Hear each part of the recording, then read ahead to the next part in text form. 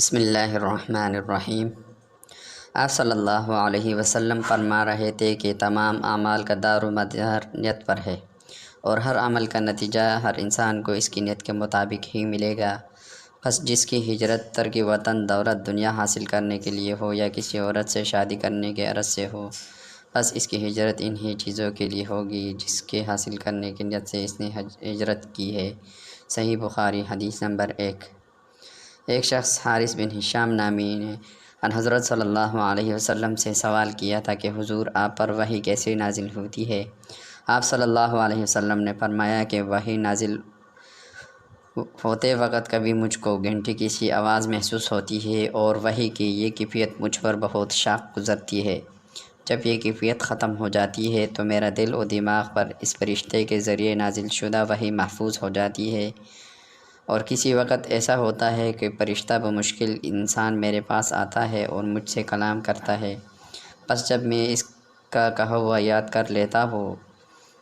حضرت عائشہ رضی اللہ تعالیٰ عنہ کا بیان ہے کہ میں نے سخت کڑکڑاہٹ کی سردی میں ان حضرت صلی اللہ علیہ وسلم کو دیکھا کہ آپ صلی اللہ علیہ وسلم پر وحی نازل ہوئی، اور جب اس کا سلسلہ موقوف ہوا تو آپ صلی اللہ علیہ وسلم کی پیشانی پسینے سے شرابور تھی۔ صحیح بخاری حدیث نمبر 2۔ ان حضرت صلی اللہ علیہ وسلم پر وحی کا ابتدائی دور اچھے سچے پاکیزہ خوابوں سے شروع ہوا۔ آپ خواب میں جو کچھ دیکھتے وہ صبح کی روشنی کی طرح صحیح اور سچا ثابت ہوتا۔ پھر من جانب قدرت آپ تنہائی پسند ہو گئے، اور آپ صلی اللہ علیہ وسلم نے غار حرا میں خلوت نشینی اختیار فرمائی، اور کئی دن اور رات وہاں مسلسل عبادت اور یاد الہی اور ذکر و فکر میں مشغول رہتے۔ جب تک گھر آنے کو دل نہ چاہتا توشہ ہمراہ لیے ہوئے وہاں رہتے۔ توشہ ختم ہونے پر ہی اہلیہ محترمہ حضرت خدیجہ رضی اللہ تعالی عنہ کے پاس تشریف لاتے اور کچھ توشہ ہمراہ لے کر پھر وہاں جا کر خلوت گزیر ہو جاتے۔ یہی طریقہ جاری رہا یہاں تک کہ آپ پر حق منکشف ہو گیا، اور آپ غار حرا میں ہی قیام پذیر تھے کہ اچانک حضرت جبرائیل علیہ السلام آپ کے پاس حاضر ہوئے اور کہنے لگے، اے محمد پڑھو۔ آپ پڑھتے ہیں۔ آپ فرماتے ہیں کہ میں نے کہا میں پڑھنا نہیں جانتا۔ آپ صلی اللہ علیہ وسلم فرماتے ہیں کہ فرشتے نے مجھے پکڑ کر اتنے زور سے بھینچا کہ میری طاقت جواب دی گئی، پھر مجھے چھوڑ کر کہا کہ پڑھو۔ میں نے پھر وہیں جواب دیا کہ میں پڑھا ہوا نہیں ہوں۔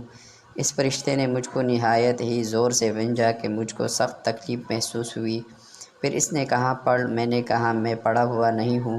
فرشتے نے تیسری بار مجھ کو پکڑا اور تیسری مرتبہ پھر مجھ کو بھینچا، پھر مجھے چھوڑ دیا اور کہنے لگے کہ پڑھو، اپنے رب کے نام کی مدد سے جس نے پیدا کیا اور انسان کو خون کے پٹکی سے بنایا، پڑھو، اور آپ کا رب بہت ہی مہربانیاں کرنے والا ہے۔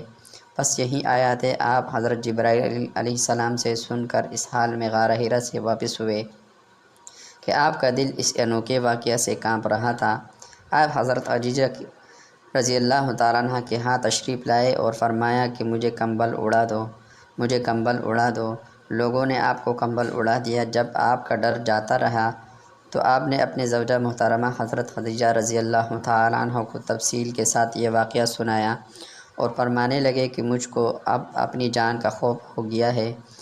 آپ کے اہلیہ محترمہ حضرت خدیجہ رضی اللہ تعالیٰ عنہ نے آپ کے ڈرا بندائی اور کہا کہ آپ کا خیال صحیح نہیں ہے، خدا کی قسم آپ کو اللہ کبھی رسوا نہیں کرے گا۔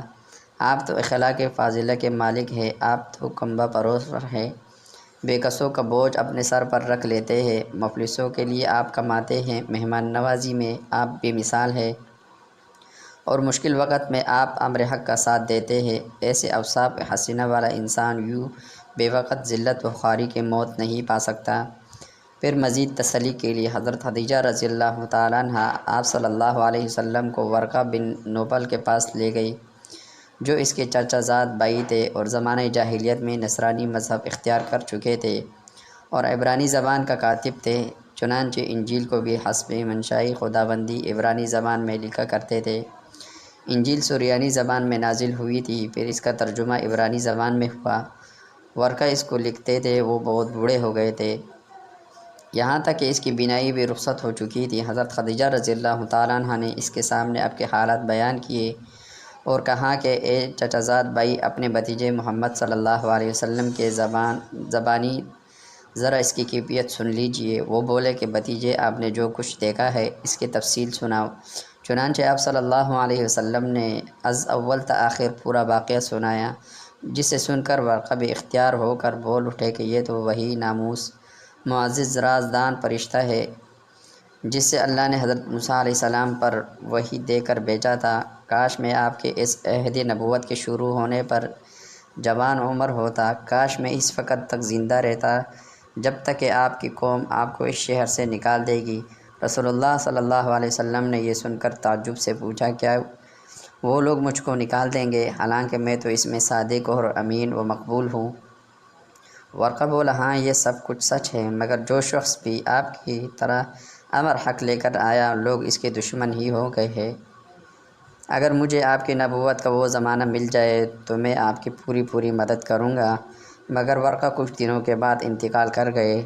پھر کچھ عرصہ تک وحی کے آمد موقوف رہی۔ صحیح بخاری حدیث نمبر 3۔ اللہ تعالیٰ جو کچھ سنایا